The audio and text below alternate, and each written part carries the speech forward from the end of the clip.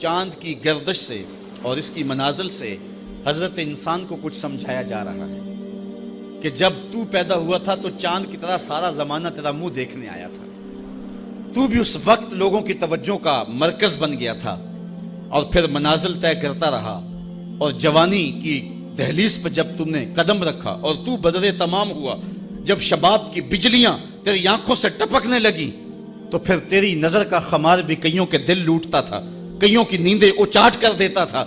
جس طرح چاند جب جوبن پہ ہو تو چکور کا دل لرزتا ہے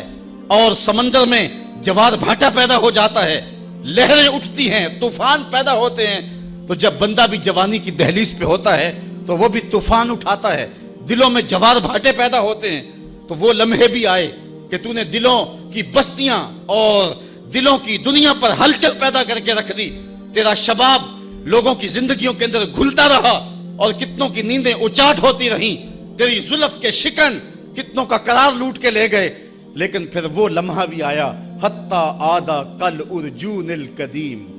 پھر بوڑھا ہو گیا، پھر تجھے کوئی دیکھنے بھی نہیں آتا، کوئی تجھ سے اداس بھی نہیں ہوتا، بچے بھی کترا کے گزر جاتے ہیں۔ کہا انسان ذرا چاند کی منزلوں کو دیکھ، یہی چاند کتنا پیارا تھا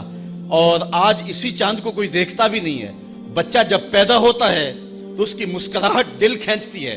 اور جب بوڑھا مسکراتا ہے تو اس وقت جو ہے لوگوں کی توجہ نہیں ہوتی۔ بچے کی زبان جو ہے وہ اڑ اڑ کے جب بولتا ہے تو اس کی توتلی زبان کا حسن دلوں میں نکھار پیدا کرتا ہے۔ ماں بھی بلہاری جاتی ہے، باپ بھی صدقے جاتا ہے، بہنیں بھی جو ہے وہ قربان جاتی ہیں، تو بچے کا ٹوٹا لہجہ اور توتلی زبان خوشیوں کی ایک لہر ہوتی ہے۔ لیکن جب بڑھاپے میں فالج کی وجہ سے زبان میں لکنت آ جائے،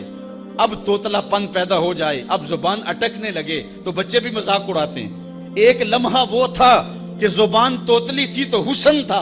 آج لمحہ وہ گیا کہ حتی آدھا کل ارجون القدیم، کھجور کی ٹہنی سے جب پھل توڑ لیا جائے اب اس ٹہنی کو کون پوچھتا ہے؟ جب تک پھل آیا نہیں تھا وہ ٹہنی اچھی لگتی تھی، مالی سنبھال کے رکھتا تھا، جڑوں کو بھی پانی دیتا تھا اور خیال کرتا تھا کہ کوئی ایسا نقصان نہ ہو کہ یہ پودا جو ہے وہ مرجھا جائے۔ پھر جوبن پہ آیا اور جب کھجوریں لگیں تو اس نے پھر رسیاں بھی باندھی اور کھجوروں کو سنبھالنے کے لیے سب کچھ کیا۔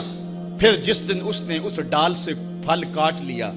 اب وہ کھجور اجڑ گئی، اب اس کی وہ ٹہنی بے توقیر ہو گئی۔ انسان کی زندگی کا جب شباب لٹ جاتا ہے اور بڑھاپے میں جب وہ کسی قابل نہیں رہ جاتا تو پھر اس کی بھی یہ مثال ہے، حتی آدھا کل ارجون القدیم، جیسے کھجور کی پرانی ڈال ہو